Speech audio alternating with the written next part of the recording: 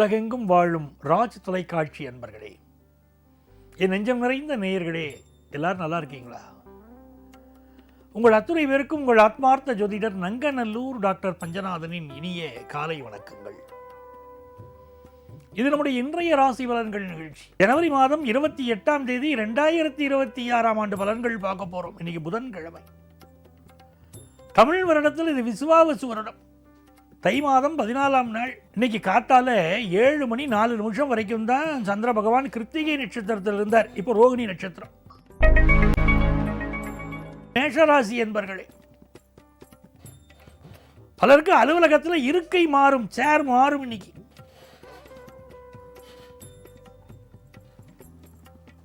அலுவலகத்தில் பலருக்கு இன்னைக்கு இருக்கை மாறும், சேர் மாறும், புதிய பொறுப்புகள் வந்து சேரும்.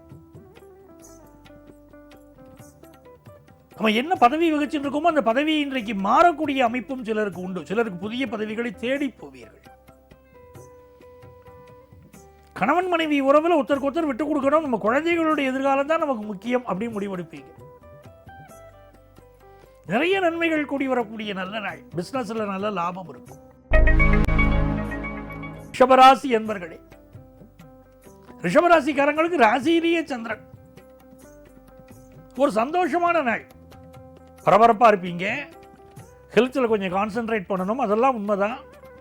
ஆனால் குடும்பத்தில் வழக்காப்பு செய்யலாமா, சீமந்தம் பண்ணலாமா, நல்ல விஷயங்களை நடத்தலாமாங்கிற சந்தோஷம் இருக்கும். நடந்து முடிஞ்ச சுப விஷயங்களை பற்றிய பேச்சுக்கள் இருக்கும். நம்ம எப்படி ஃபங்க்ஷன் பண்ணினோம் தெரியுமா அப்படின்னு சந்தோஷமாக பேசிப்பீங்க. 2ஆம் இடத்துல குரு பகவான் இருந்துட்டு இப்போ குழந்தைகளை பற்றிய சிந்தனையே இருக்கும்.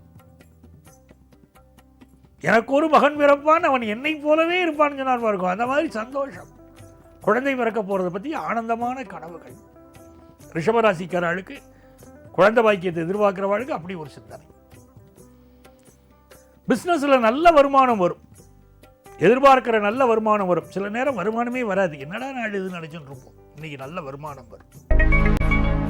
மிதுன ராசி அன்பர்களே, கலைஞர்கள் இருக்காங்க பாருங்க, திரைப்படத்துறை, நாடகத்துறை, இவர்களுக்கெல்லாம் வரக்கூடிய வாய்ப்புகளை சிலர் தட்டி பிரிப்பார்கள். இந்த மாதிரி நாட்களில் சகோதரியுடைய உடல் நலத்தில் அக்கறை எடுத்துக்கணும். வண்டி வாகனங்களை சர்வீஸ் பண்ணி பயன்படுத்தணும்னு உங்களுக்கு நான் சொல்லிகிட்டே இருக்கேன். சிலருக்கு இடமாற்றம், ஊர் மாற்றம் ஏற்படும், வேலை மாற்றம் ஏற்படும். நிறைய இன்வெஸ்ட் பண்ணுவீங்க இன்னைக்கு. கடகராசி அன்பர்களே, கடகராசிக்காரர்களுக்கு தாயுமானவன் பேர். அம்மாவை போன்றவர், தாய்மை மனசு உடையவர் கடகராசிக்காரர்கள் எல்லாம்.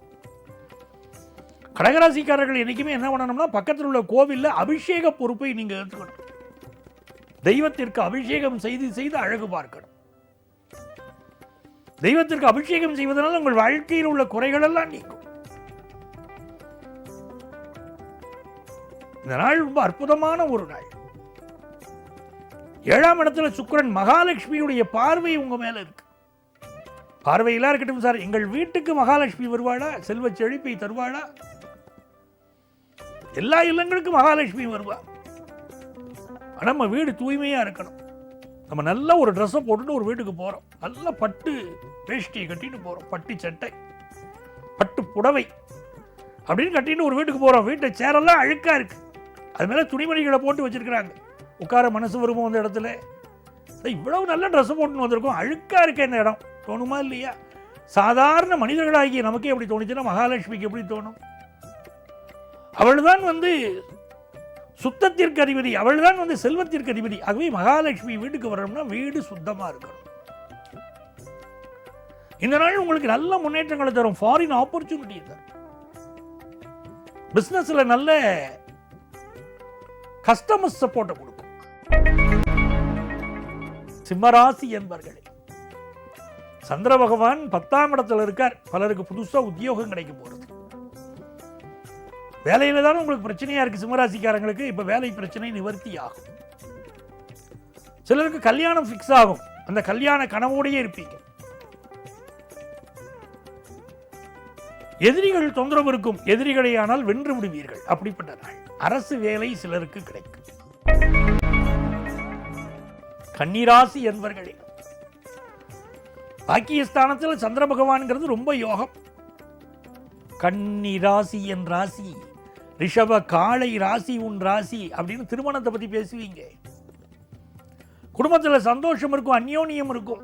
கணவன் மனைவிக்கு இடையில 2 நாளைக்கு முன்னால் நடந்த சண்டை, நேற்றுக்கு நடந்த சண்டையெல்லாம் பேசி பேசி இதுக்கெல்லாம் போய் சண்டை போட்டுக்கோம் பாரு அப்படிம்பீங்க. 9ஆம் இடத்தில் இருக்கக்கூடிய சந்திர பகவான் ஃபாரின் ஆப்பர்ச்சுனிட்டியை கொண்டு வந்து கொடுப்பார். நல்ல ஹையர் எஜுகேஷன் படிக்கிற வாய்ப்பு கூடி வருது மாணவர்களுக்கு. துலாம் ராசி அன்பர்களே, 8ஆம் இடத்துல சந்திரன் போறார். வேலை பார்க்குற இடத்துல வேணும்னே சிலர் நம்மளை குறை சொல்லுவாங்க. நம்ம செய்த ஒரு நன்மையை புரிஞ்சுக்க மாட்டாங்க, நம்மளை குறை சொல்லுவார்கள். போற்றுவோர் போற்றட்டும், புழுதிவாரி தூற்றுவோர் தூற்றட்டும். இன்னைக்கு துளாராசிக்காரங்க இருக்கணும். மூட் அவுட் ஆகக்கூடாது, மைண்ட் அப்படி ஃப்ரீயா வச்சுக்கணும். அம்மாவுடைய உடல் நலத்தில் அக்கறை எடுக்கணும். பிசினஸ்ல நல்ல லாபம் கிடைக்கும். விருச்சிக ராசி என்பர்களே, நல்ல அறிவாளி ஒருத்தரை நீங்க சந்திப்பீங்க. உங்களை சந்திக்கக்கூடிய ஒருவர் காட்டக்கூடிய வழிமுறை வாழ்க்கை முறையவே மாற்றும் உங்களுக்கு. சில பேரை வழித்துணை இல்ல வாழ்க்கை துணையா வச்சுக்கணும்னு தோணும் மனசுக்கு. நல்ல அட்வைசர் கிடைப்பாங்க. ஒரு பிசினஸே பண்ணிட்டு இருக்கீங்கன்னா ஒரு கன்சல்டன்ட் நீங்க மீட் பண்ணுவீங்க, பிசினஸ் கன்சல்டன்ட். அவரால் உங்க பிசினஸ் போக்கே மாறும். திரைப்படத்துறை, நாடகத்துறையிலே பலருக்கு வாய்ப்புகள் கூடி வரும். பினான்சியல் இம்ப்ரூவ்மெண்ட்டும் நல்லா இருக்கும். தனுசு ராசி என்பர்கள், தனுசு ராசிக்காரர்களுக்கு இந்த நாள் 5ஆம் இடத்திலிருந்து சந்திர பகவான் 6ஆம் இடத்தில் இருக்கார். 6 மனமே 6, அந்த ஆண்டவன் கட்டளை 6. வாழும் மனிதன் மகிழ்ச்சி கொள்ள தெய்வத்தின் கட்டளை 6 அப்படின்னாங்க பாருங்க. தெய்வத்தின் கட்டளையாக இந்த நாளிலே ஒரு 6 பேருக்கு அன்னதானம் பண்ணணும். தானத்தில் சிறந்தது அன்னதானம். 6 பேருக்கு அன்னதானம் பண்ணணும். ஒருத்தருக்கு உடம்பு சரியில்லை அப்படின்னு சொன்னால் அவரை பார்க்க போனால் என்ன பார்க்கணும்? கையில் கல்கண்டு எடுத்துகிட்டு போகணுமா, ஜீனி எடுத்துகிட்டு போகணுமா, எதை எடுத்துகிட்டு போகணும்? கையில் ஆரஞ்சு பழத்தை எடுத்துகிட்டு போகணும். ஏன் ஆரஞ்சு பழத்தை எடுத்துகிட்டு போகிறோம்? 6வது ஸ்தானம்ங்கிறது நோயை குறிக்கக்கூடிய ஸ்தானம். 5வது ஸ்தானம்ங்கிறது நோய் தீரக்கூடிய ஸ்தானம் ஜாதகத்தில்.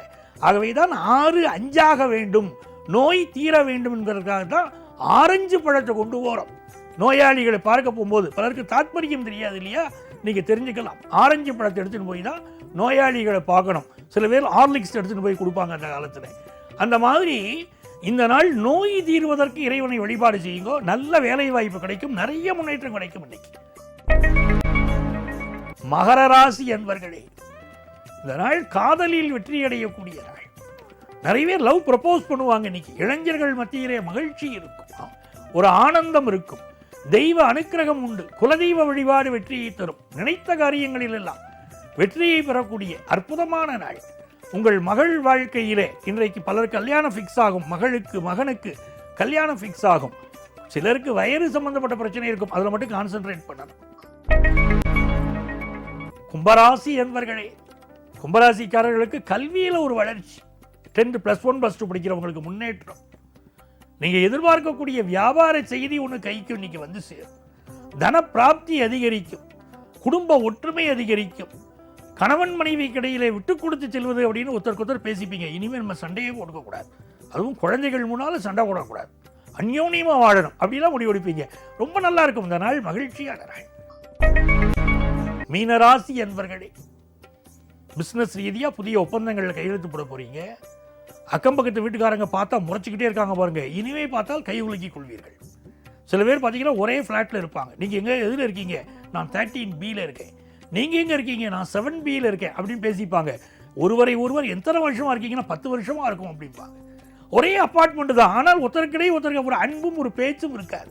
இன்னைக்கு அக்கம் பக்கத்து வீட்டாக்காரர்களோடு ஒரு அன்பு, ஒரு பேச்சு, நட்புறவு நீடிக்கும், உருவாகும். அப்படிப்பட்ட நாள் இது. நல்ல தன வருமானம் தரும். அலுவலக விஷயங்கள் வெற்றிகரமாக முடியும். நல்ல நாள். பிஸ்னஸ் டீலிங்ஸ் ரொம்ப திருப்தியாக இருக்கும். அன்பர்களே, நாளைய பதிவில் உங்களை மீண்டும் சந்திக்கிறேன். உங்கள் ஆத்மார்த்த ஜோதிடர் நங்கநல்லூர் டாக்டர் பஞ்சநாதன்.